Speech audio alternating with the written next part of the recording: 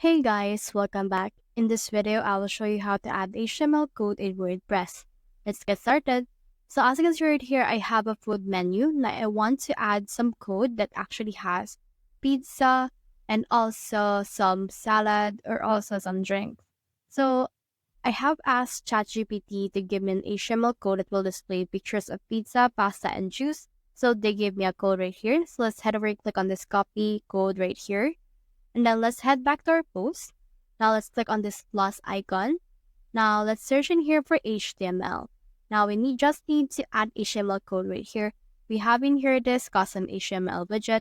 Now let's add this just below the food menu that we have. And now let's paste in here the code that we have copied from ChatGPT. Now you can click on this preview right here in order to see what it looks like. So it may take some time for this to actually load, but once it's done, you should be able to see the pictures that they have presented. And once it's done, click on the save option and then you should be good to go. So that's the whole process. If you have found this video helpful, simply leave a like, below, or subscribe because it helps reach more people. See you soon.